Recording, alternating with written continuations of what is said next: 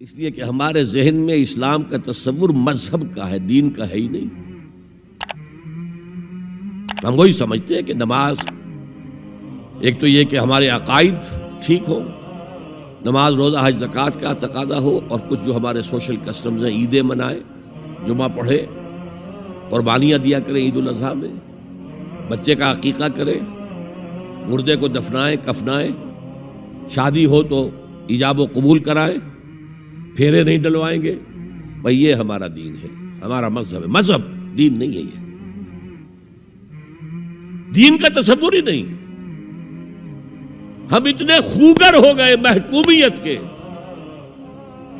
کہ دین کی اقامت کا تصور، دین کو غالب کرنے کا تصور ہمارے ذہن سے نکل گیا، ذہن میں ہے ہی نہیں۔ علماء کو بھی اجنبی سی بات لگتی ہے، یہ کیا بات کہہ رہے ہیں، یہ تو اجنبی سی بات ہے، اس لیے کہ ہمارے ذہنوں سے تصور نکل گیا۔ پہلے مسلمان بادشاہ تھے، ملوکیت تھی، وہ اسلام تو نہیں تھا۔ اسلامی نظام تو خلافت راشدہ کا تھا، ابو بکر اور عمر اور عثمان اور علی اور حضرت حسن کو میں مزید شامل کرتا ہوں۔ تب 30 برس بنتے ہیں جو حضور نے فرمایا تھا کہ یہ 30 برس خلافت رہے گی۔ بعد میں تو ملوکیت آ گئی، یہ بنو امیہ کے بادشاہ تھے، چاہے خلفاء اپنے آپ کو کہلوائیں۔ بنو عباس تو بڑے بادشاہ تھے، شہنشاہ تھے، بڑے محل بنائے تھے، اور یہی حال پھر جن کو ہم کہہ دیتے ہیں عثمانی خلفاء، یعنی ترک بادشاہ اور شہنشاہ، ان کا بھی حال یہی تھا۔ اسلام کہاں ہے؟ اس کے بعد آ گئے انگریز۔ انگریز نے کہا قانون ہمارا ہوگا، کرمنل لا ہمارا ہوگا، CRPC ہماری ہوگی، سول لا ہمارا ہوگا، نظام ہمارا ہوگا۔ ہاں نماز پڑھ سکتے ہو، روزہ رکھ سکتے ہو، ہمیں کوئی تمہارے مذہب سے کوئی دشمنی نہیں، بلکہ انگریز نے تو بڑی رعایت کی تھی۔ اس نے کہا تھا تم اپنے فیملی لاز بھی اپنی مرضی سے جیسے چاہو طے کرو۔ آج مسلمان ممالک میں سے بھی اکثر نے اپنے فیملی لاز چھوڑ کر یورپ کے فیملی لاز اختیار کر لیے، اور پہلی مرتبہ یہ کام کیا تھا ترک نے، اور یورپ کے اخبارات نے پھر تنزیہ لکھا تھا کہ یہ عجیب قوم ہے، کہتی ہے کہ بہترین قانون ہمارے پاس ہے، اور حال یہ ہے کہ فیملی لاز بھی ہم سے مانگ رہے ہیں، رومن لاز سے اخذ کر رہے ہیں فیملی لاز، یہ ان کا حال ہے، کہتے ہیں بہترین قانون ہمارے پاس۔ تو انگریز کے آنے کے بعد اب ہمارا علماء کا قال اللہ و قال رسول یا مدرسہ چلا لے۔ بہرحال انہوں نے بڑی خدمتیں کی ہیں، اگر یہ نہ ہوتا تو شاید ہمارے ہاں مساجدیں آباد ہی نہ ہوتی۔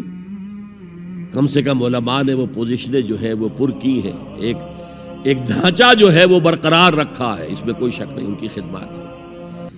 لیکن انگریز نے تو جو بھی تھا صرف اتنی آزادی دی تھی، اسی کو ہم ذہناً ریکنسائل کر چکے ہیں، بس اسلام یہی ہے نہیں۔ اور آج میں آپ کو بتا دوں، امریکہ اور انگلینڈ خاص طور پر، اور بقیہ عیسائی مملکتیں بھی بالعموم، اسلام کے خلاف جو جنگ جاری کر رہے ہیں، اور تیزی کے ساتھ یہ بڑھے گی، اس کا بھی معاملہ یہ ہے کہ مذہب کی حیثیت سے اسلام کے خلاف ان کی کوئی جنگ نہیں۔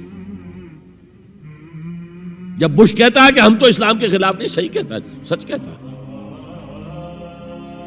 وہ یہ کہہ سکتے ہیں you have come here, you have purchased churches and synagogues and converted them into mosques.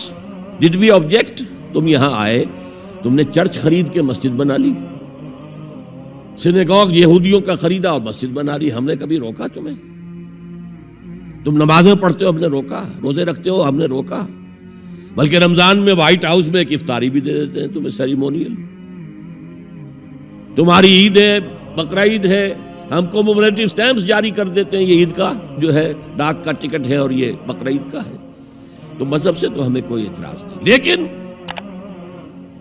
اسلام کا سیاسی، معاشی اور سماجی نظام nothing doing. We will not bear it. نظام ہمارا ہوگا۔ اور سمجھ لیجئے یہ تاریخ نے پورا سرکل ایک گھیرا پورا کر لیا ہے۔ وہ جو مولانا حالی نے کہا تھا، اے خاصہ خاصان رسول وقت دعا ہے، امت پہ تیری آ کے عجب وقت پڑا ہے۔ وہ دین جو بڑی شان سے نکلا تھا وطن سے، پردیس میں وہ آج غریب الغرباء ہے۔ کس شان سے نکلا تھا اسلام، اور آج بالکل ریورس ہو گیا معاملہ۔